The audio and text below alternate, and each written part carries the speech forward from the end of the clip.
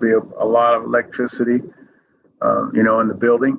I saw some Dodger fans already here when I came in today.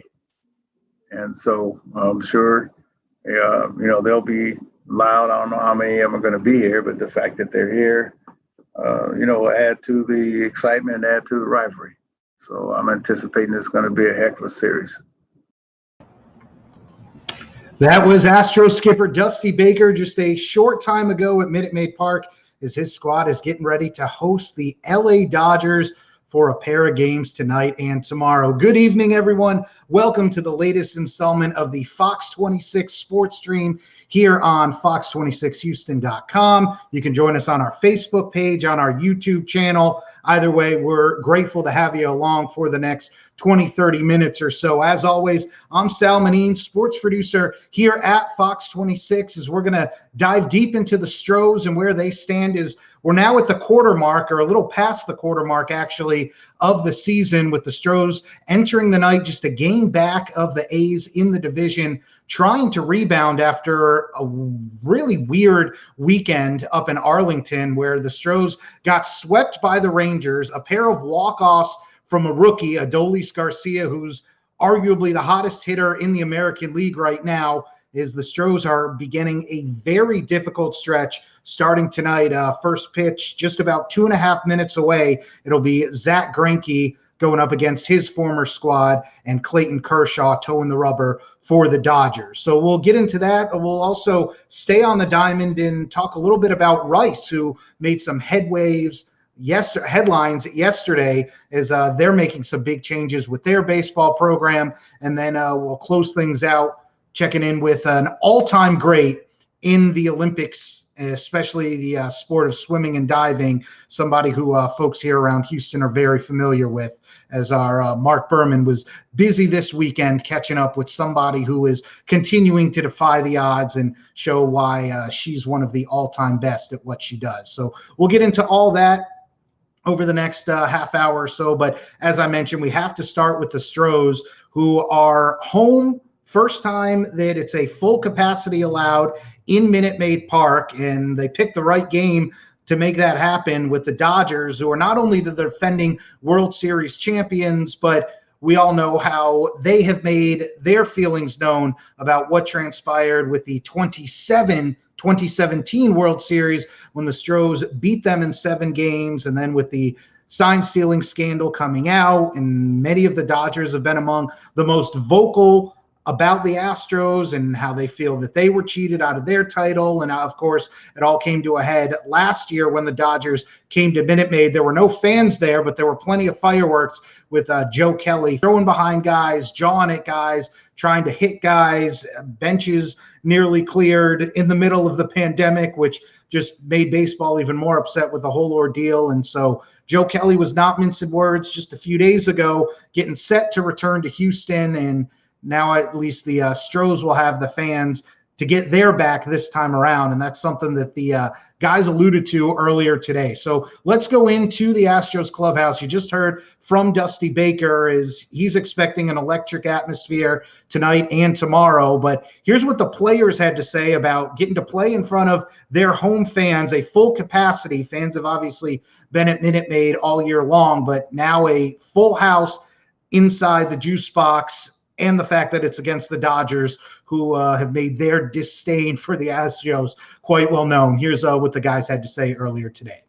I think it's great for the game, having a great rivalry like this, 2 great teams going at it, and having the fans in the stands, full capacity once again. We're looking forward to it, man. It's going to be great. The fans have been awesome all year, at 50%, I believe, and now that we get 100, I can't wait to hear them out there. It's going to be fun. I think it was cool to go up there and play in Dallas and in that environment. I think all our guys kind of enjoyed that. I expect today that the Houston crowd having their opportunity to shot at the Dodgers is what we're all looking forward to. But at the same time, it's still about making quality pitches, getting big hits, and let the rest take care of itself. That was Brooks Raley, a member of the bullpen, which has kind of been the Achilles heel for the Astros. Obviously, they've had to deal with some injuries. Michael Brantley out of the lineup tonight, but Dusty Baker says really just a precautionary thing, giving him a night off after having to play on the artificial turf over the weekend up in Arlington against the Rangers. But the bullpen is going to be the big question mark with the Astros. Obviously, the entire pitching staff, and that's kind of the story for everyone around baseball, is how do you make it stand up for 162 games after only playing 60 games a year ago? And are you going to be able to get the same kind of innings out of guys that you normally do? And we know that the bullpen has been a work in progress for Houston, even going back to last year. Now, everything they threw at the wall seemed to stick a year ago with so many young guys getting in and proving themselves to be effective. But we saw just this past week how the bullpen issues for the Astros started to rear their head as all three losses to the Rangers came down to the bullpen and in its inability to lock things down there against what is actually a pretty good lineup for the Rangers, even though they have their struggles on the pitching side and the record is not been good the last few years. They got some guys who can mash, and we saw that Dusty Baker was reluctant to go to Ryan Presley, his closer, in the first game of the series because he didn't want to have to pitch him on back-to-back nights. And then when that happens, Dusty says that usually means Presley is unavailable for not just the next game, but the next two games. But we saw that the bullpen was not able to get the job done against the Rangers. And if you take a look at the stats as I pull them up right here, the Astros bullpen decidedly middle of the road right now in terms of batting average against, in terms of ERA. They obviously haven't had to throw as many innings as a team like Tampa or the Padres, some of these squads that go with straight bullpen games. But that's going to be what is going to have to carry Houston. Is you look around the American League and there is a lot of very good teams. Now, there's not one dominant team that you say nobody's catching them, but this isn't in like in years past where you look and you go, all right, there's maybe only two or three teams that you could conceivably make the case for them winning the AL pennant. There are a lot of teams that are going to be right there in contention with the Astros. So that's why finding arms, finding guys that Dusty Baker can turn to as this starting rotation is slowly coming back into form is we'll get to that in a moment, but finding guys that he can rely on a nightly basis is going to be critical as we're now entering the dog days of summer. And I mentioned off the top that this is the start of a very difficult stretch for the Astros. Between now and the All-Star game, which is the second week of July, Houston only has 4 off days going forward. And starting right now, they're going to have to play 18 games over the span of the next 20 days. And they're all until the final road trip, the final series of that road trip, they're going to face some of, if not the absolute best teams in baseball. Starting with this homestand, of course, you got the Dodgers for 2 games, Clayton Kershaw tonight, and then Trevor Bauer tomorrow. Then they get an off day and then a weekend series with the Padres, who own the best record in all of baseball, followed right up by another home series with the Red Sox, who up until just a couple days ago own the best record in all of baseball and are proven that it may not be a fluke the start that they've gotten off to, another lineup that can absolutely mash. And then after that, Astros are going on the road in a difficult stretch where they're going to have to visit the Blue Jays, get 1 day off, and then back-to-back road series at Fenway against the Sox, and then at the Minnesota Twins, who a lot of people thought were going to be among the contenders entering the year, but now they're one of the worst teams in baseball. So the Astros, things are not getting any easier for them, and this is where they're going to have to really find a way to stay afloat before they get a chance after that stretch to rest a little. You can't really rest over the course of 162 games, but in terms of not having to play that murderer's row of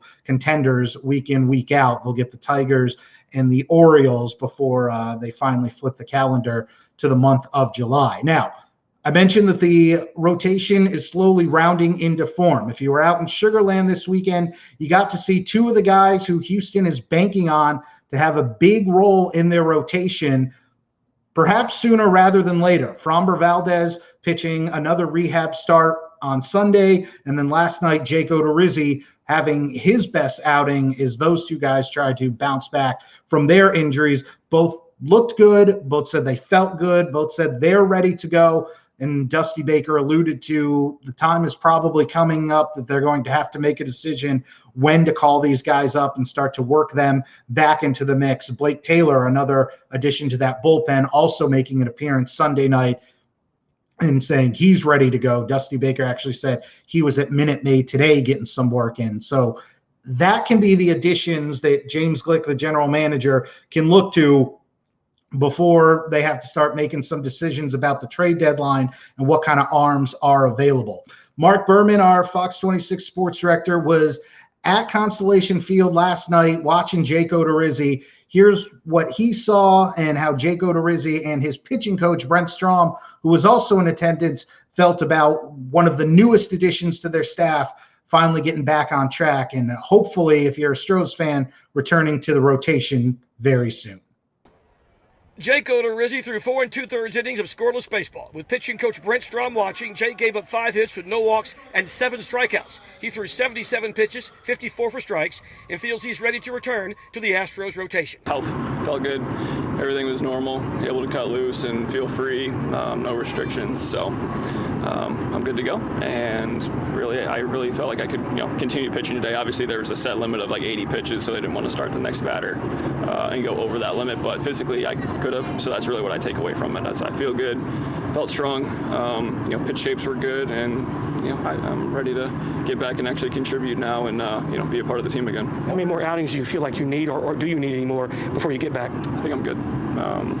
When we started this process, I felt good the other day in Round Rock, arm-wise, same kind of as today. Like, could throw a little more pitches, but didn't want to overdo it. So today, kind of treated it like a normal game. Really tried to get in there and pitch how I would normally pitch. So I showed myself what I needed to see, and I'm comfortable. So I'm ready to go. It was good to see Odorizzi go. I think he had 4 2/3 innings. I know there was a pitch count, but I was particularly impressed with his off-speed. His split finger looked excellent, and he elevated some fastballs, which is part of his game. So it was good to see him get stretched out a little bit. What does this tell you about in terms of where he's at as far as getting back? Well, I'm not going to prejudge when he'll be back in Houston. There is a plan that we have. I'm sure that we will discuss it tomorrow with Jeremiah and the general manager, James, and also with Dusty, and we'll come to some kind of decision as to where we move forward. We have some off days coming up here shortly. We have another off day, I think, on Thursday after we play the Dodgers, and it may cause us to make some decisions in terms of the rotation, but just a good step for Odorizzi tonight. Again, that was last night at Constellation Field. Odorizzi going 4 2/3, and manager Dusty Baker did mention again today that Jose Urquidy, who is also currently battling injury, is slated to make a rehab start on Wednesday or Thursday. And so if the Stros can just tread water here over this difficult next 2-3 weeks, they're going to start to get some reinforcements on that pitching staff with the likes of Urquidy, Odorizzi, Framber Valdez, Blake Taylor. That'll almost be like making a midseason acquisition already. Is the Stros are right where after that kind of sluggish start, now we're a quarter of the way through the year, and they kind of are where people expected them to be. Well above 500, in contention, still have some things to work on, but it looks like some help is on the way. Getting you an update, Greinke was able to get through the top of the order, so now the Stros are coming up to bat, still scoreless, but Greinke with a pair of strikeouts, including striking out Mookie Betts, who's returning to the lineup for the Dodgers tonight. So still scoreless there up at Minute Maid.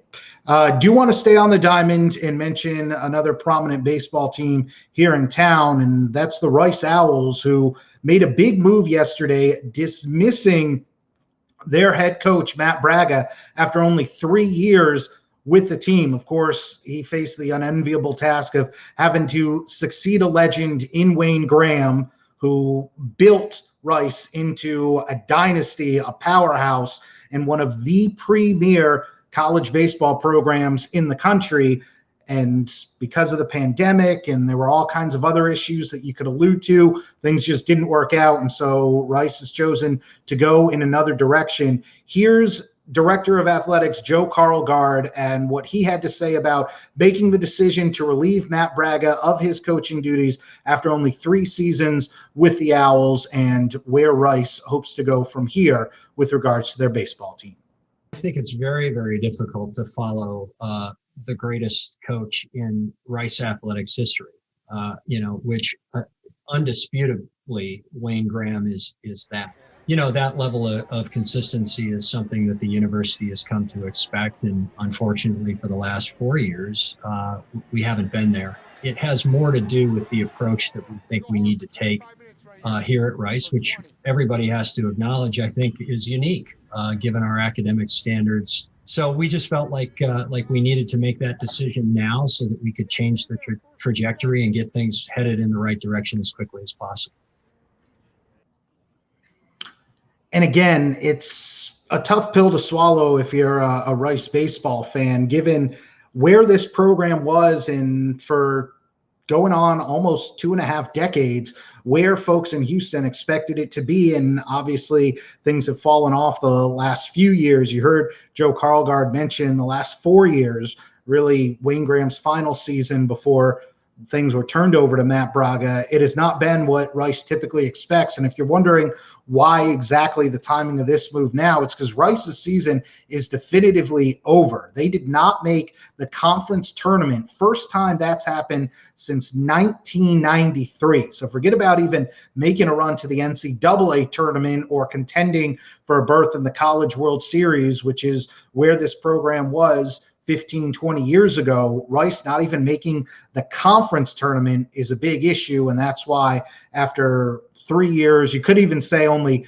2.5. And that's something that Joe Carlgard did make reference to, the fact that last year was cut short because of the pandemic. And so it was difficult for a brand new coaching staff to have to follow up the greatest coach that the university has ever seen, and then have to try to navigate everything that the college sports world, the entire world, has had to deal with over the last year and a half. Braga finishes his career as the Rice head coach with just a 51-76-1 mark. Obviously not what the Owls intend, and that is their premier program. Obviously, women's basketball has made huge strides the last few years, and Tina Langley, who just left the Owls to go to the University of Washington, was a newcomer who came in and really elevated that program to new heights, making it to the NCAA tournament, making it into the top 25 polls, bringing in high-level recruits. So there's a feeling in Westview that it can be done again, that obviously nobody is going to come in and replicate exactly what Wayne Graham did, but you face some unique challenges at Rice. Being a small private school in a huge media market, does not have a large enrollment. I believe out of all the FBS schools in Division I, it's only Tulsa and the service academies, Air Force, Army, Navy, that have a smaller enrollment than Rice, which is kind of the uphill battle that whoever is going to take over for Matt Braga, what they're going to have to fight. And of course, the biggest names that jump to mind, Joe Carlgard did not want to speculate, get into any names right now. He did make a point to say they're going to take their time. They're not going to try to rush this. It could be 2 or 3 weeks before they find their candidate. But of course, the 2 names that come to mind have to be 2 of the biggest former Owls players who we know have experience in some capacity coaching, and that's Astros great Lance Berkman and Jose Cruz Jr.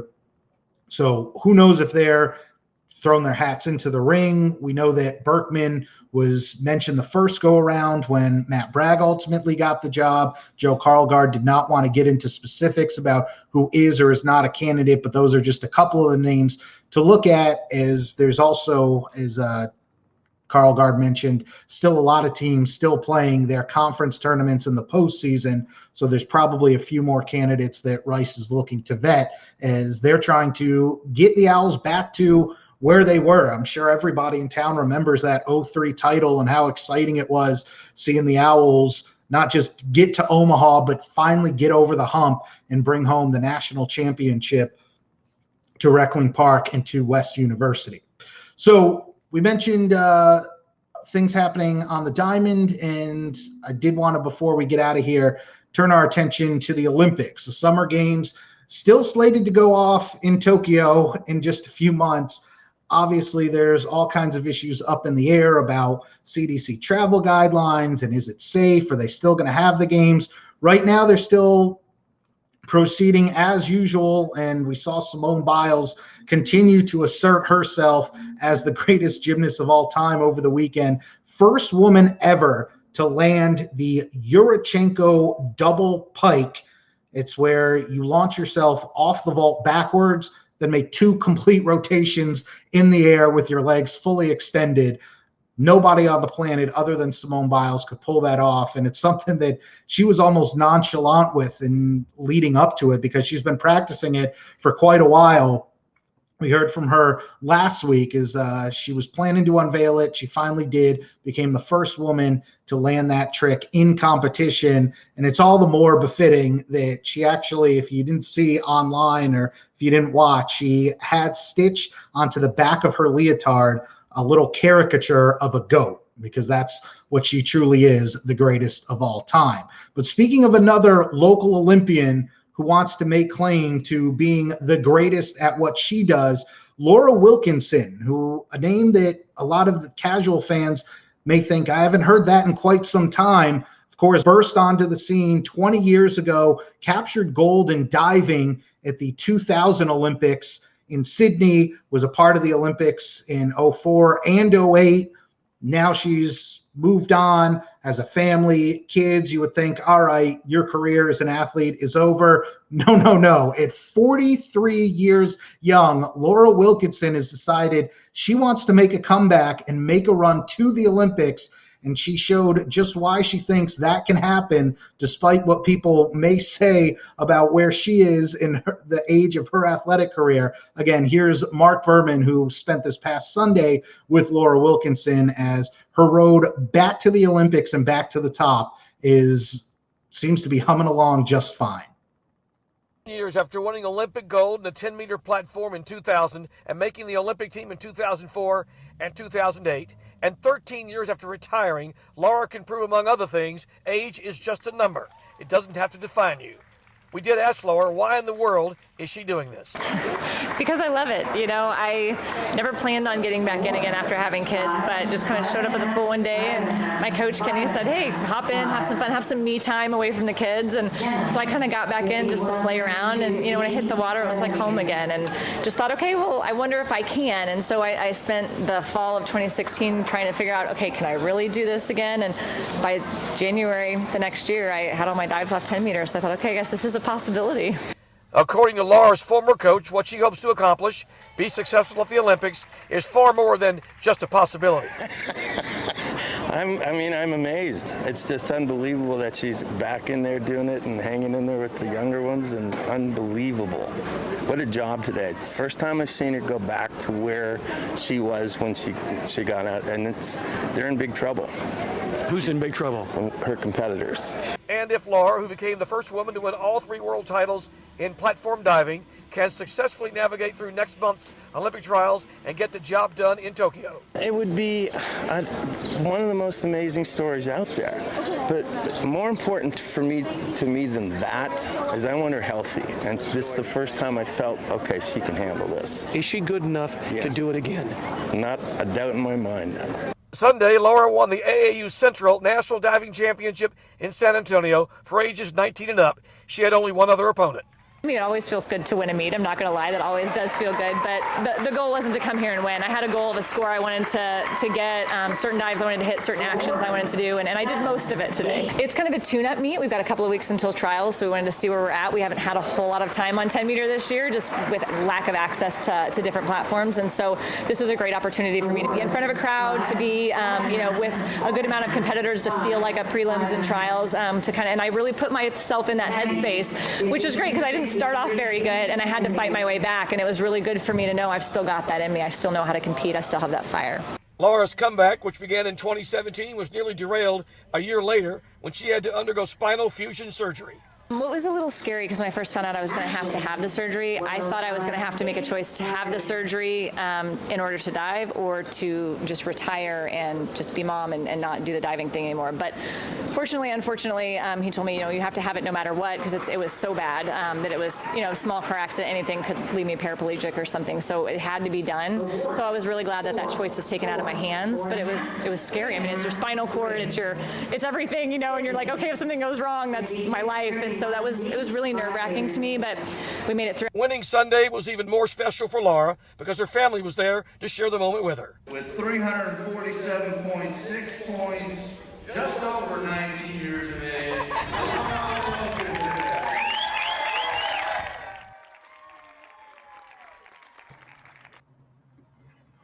Our thanks to Laura Wilkinson for taking some time out after getting the job done on Sunday. Again, only had one other competitor, but as she said, always great to win a meet. And she feels as good as she has in years, and truly believes she has a shot to get back to the Olympics, which just being in contention or talking about the fact that you're a legitimate candidate to make the Olympics at age 43 after she had retired, had kids, as she said, done the whole mom thing, and now trying to get back and assert herself as one of the best divers in the world. So we'll see if she gets the job done as they get closer and closer to Olympic qualifying here over the next few weeks and months. That's going to do it for us here on this edition of the Fox 26 Sports Stream. Another check-in on the Astros game. They're now in the bottom of the second, still scoreless at 0-0 again. Zach Greinke against Clayton Kershaw. Just a 2-game set with the Dodgers, an off day Thursday, and then a very, very difficult stretch over the next 6 games with Fernando Tatis Jr., who, if you have a chance to get out to the ballpark, if you're vaccinated, if you're feel safe going out there now that we can be back in ballparks, go see this guy. He's one of the most electric players in all of baseball, and he just happens to play on the team with the best record in the bigs right now. And then that's followed up next week with a 3-game set from the Sox. So again, our thanks to Laura Wilkinson, her coach Kenny Anderson, and all the Astros. And of course, if you want up-to-the-minute updates on everything in the Houston sports scene, be sure to follow our sports director Mark Berman on Twitter. He is at Mark Berman Fox 26. I'm Sal Manine. We'll see you again next week.